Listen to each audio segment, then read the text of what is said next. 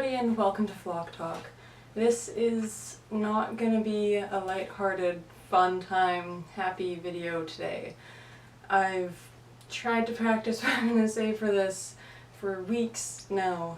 Almost a month I've been trying to make this video and I haven't made it through it once without bawling out crying.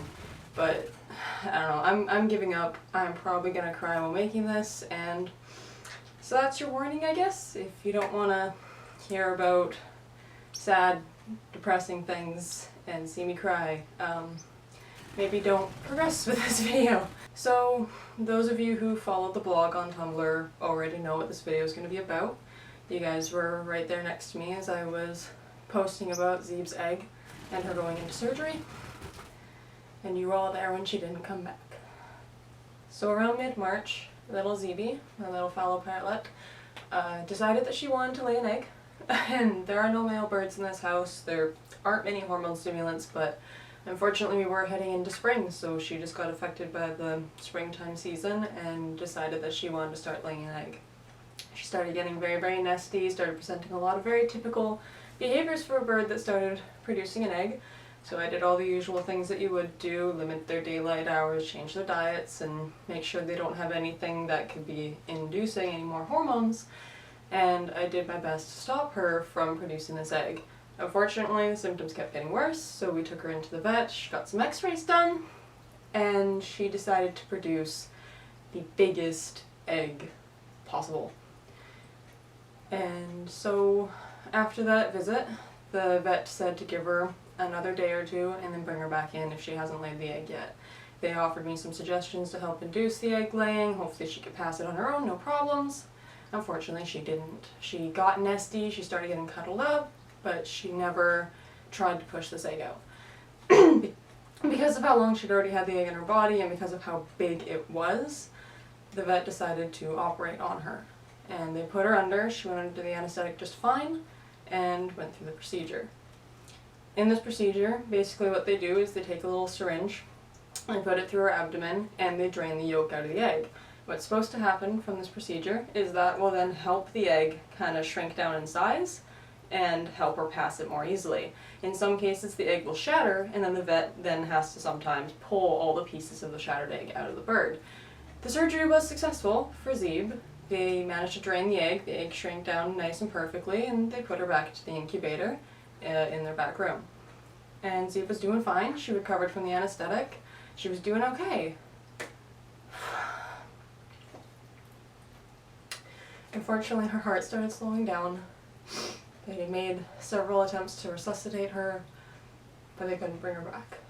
They didn't notice any signs of internal bleeding or anything. They didn't hit anything else during the surgery. Everything was perfect.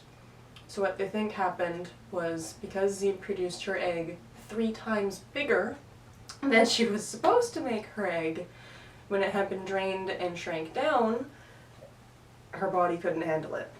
And her body just collapsed when trying to refill the space of that cavity, and she crashed. And unfortunately there's nothing they could have done for it, and they tried everything they could, but there was no getting her back. So on March 31st, little Zeebster passed away. She was only 4 years old. Well, would have been 4 in a couple days. She came home with me on April 1st in 2014 and passed away March 31st, 2018. To make matters even better, a couple days ago, Flippy, my 14-year-old canary, passed away as well.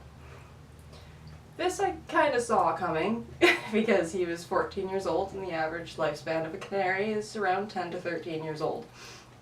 Flippy had been gradually declining in health to the point where vets didn't want to operate on him anymore. They didn't want to risk putting him through that stress, and they said that it would be more detrimental to keep bringing him in and seeing if there's anything we can do to help him, to help make life easier for him.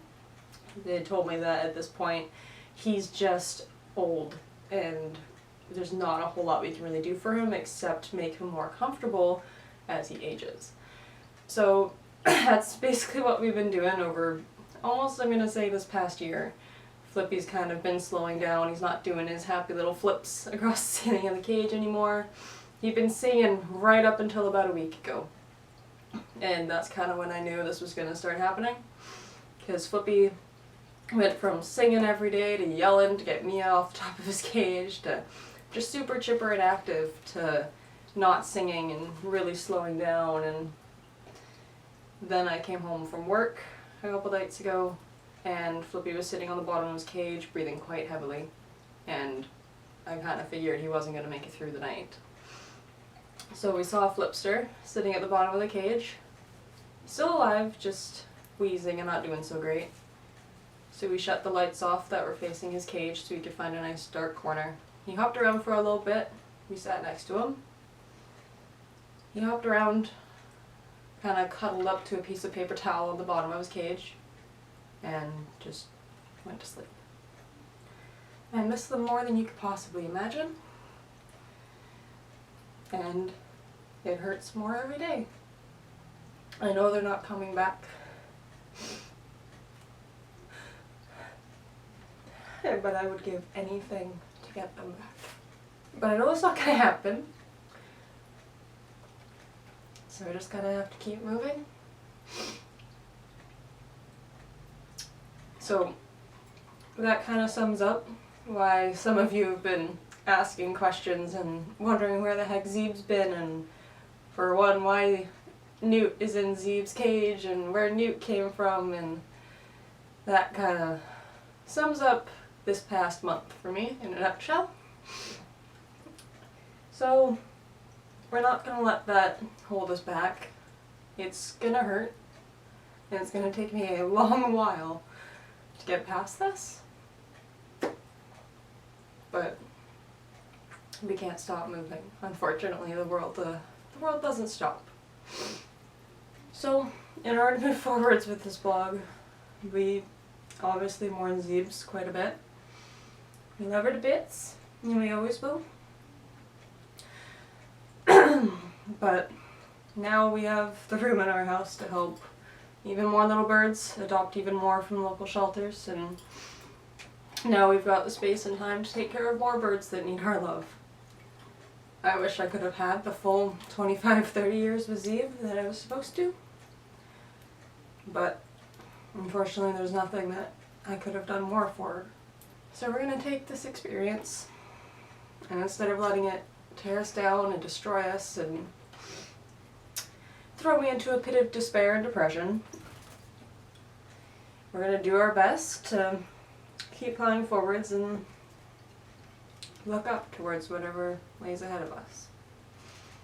So now we've got little Newt, and I've still got my little Mooberry,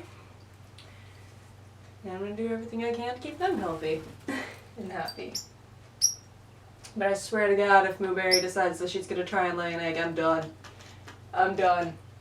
That's my innocent little bean. She's not allowed to lay an egg. That's the line.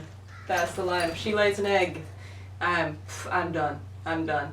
If one more thing happens, I'm not having it. So we're going to be continuing with our training tutorials and our informational posts and anything we can, although I know I've been really infrequent and terrible at that, but I'm going to do my best to keep moving, and now that we've got little Newt, we can do all those videos that you guys always wanted me to do, like teaching them how to step up and all the target training and things that I couldn't do before because my birds already knew them. So if there's any tutorials you guys want to see that can only be done while a bird is new and young, the time is basically now, and we ain't gonna have another shot because I am not losing anyone else. Yeah, pretty boy? With that, we're gonna move into little Newt here because I don't want this video to be nothing but me just crying. So I gave Newt a little bit of a brief preview, but I didn't really go over too much because that was a training tutorial and I didn't want to bog the whole thing down about Newt. But Newt here is not a green cheek conure, although I've seen a lot of you guys calling him that in the comments. He is a maroon-bellied conure, which is really close but different, and the only way you can tell them apart is because the back of his tail has some green on it, and his head isn't black. His head's all green. And green cheeks obviously have black heads, and their tails are fully red all the way, not having that little kind of fade from green to red. So there you go. He's approximately a year old, although we don't know his exact age because it was never given to us. He was owned by someone else before who didn't know a whole lot about birds, claimed him to be very female aggressive and vicious and hates people and oh, you probably don't want him, he's a handful and all he does is bite and oh, he's just so evil. Mwah! Mwah! Mwah!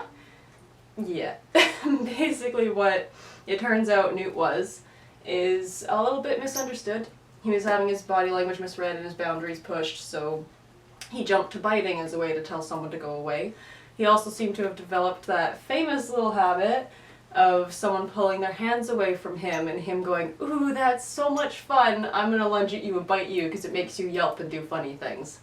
All it took was Newt being in a home that understood his body language a little bit better, and as you can see, he's not a evil, aggressive, female-hating little man. But Newt already had his first bird checkup and he was really, really good. The vet said that he's fully healthy, although a little bit overweight, which was to be expected because he wasn't an all-seed diet. But no signs of liver disease and nothing super major we need to worry about. We just need to get him down to a healthy weight. He's already taken to all of his vegetables. He's had his face coated and he's had it all down his back because he's a weirdo and likes to stick fruit on his back for some reason. But he's been eating his vegetables like nobody's business. First thing in the morning, he'll run up there and chow them down for a good half hour until there's not a drop left. He is a very good little boy, who I'm very, very proud of. He's come a very long way, and he's already reduced his weight down to a much healthier range for a conure. So he's very, very brave. Hi! Is this about you? Am I not making this about you? Oh no. So the one other thing about Newt that I have mentioned briefly in videos before is that he is clipped. I did not clip him, as some of you seem to be claiming me for. As you can see by the little moo butt, my birds are fully flighted, and I will always want them to be. But Newt, because he was owned by someone else before, decided to clip his wings and did quite the gnarly job. I don't know if you can make it out, but I'll post a picture of his lovely uneven clip job. It has nailed every single feather on his wing, all of his primaries, all of his secondaries, and even into the coverts on one side. So it's going to take him a little while to molt out all those feathers and get his wings back, and until then, we're just going to be doing our best to kind of carry him around and make sure he has full access to everything that he can by putting ladders and ropes and things for him to reach, and just trying to make life easy for him the best we can, and so far he's been doing pretty good. He's already gained quite a bit of his flight muscle back, and he's actually been jumping. When I ask him to step up, he'll actually, excuse me, he'll actually kind of flutter jump from a perch to my hand because he's that excited to kind of want to come be over with people and see what the people are doing and see if he can fit his head in our mouths, which you're not supposed to do. Yeah. No, you're not. Mwah. Hi. Yeah, you're a silly boy. So that's kind of where we're at. And I don't know. You guys are asking questions and you guys deserve to know what's happened and where we are. And that kind of sums it up. Things have been kind of terrible over this past month and they just seem to keep getting worse. But we've got new little Newt into our household, and with any luck there may actually be someone else that's coming to join us in a couple months. But we're not going to go into that. That's going to stay a secret, so shh, I didn't tell you guys anything. And also, in the next couple weeks here, we are supposedly going to be switching rooms, and the birds will be getting a fully dedicated bird room back, with ropes all over the ceiling and all of that great stuff again. So I'll probably do my best to record that process, since I know quite a few of you really enjoy seeing, my bird rooms and what I do with them. So I'll do my best to record that. I make no promises, but I will try and do something for it, because, I don't know, I'm excited for it. I get to give them a full room to themselves again. Blueberry can scream and fly to her heart's content, and this guy will get to see what it's like living in this house a little more realistically. So that's where we are, and that's how things have been, and I don't know. Kinda sucks, but we're getting through it, and we're gonna keep getting through it. And that's kind of where I am at for this. So I don't know. That's all I got. That's gonna about do it for this video. I'm sorry that it wasn't the most happy-go-lucky thing in the world, but It's a video that had to be made and you guys deserve to know. But that's going to do it for us today, and we're going to continue to making more in the future. But thank you all for sticking with me through this, and I will see you all in the next video. Bye. You wave? Yeah, bye. Yeah, goodbye. Good boy.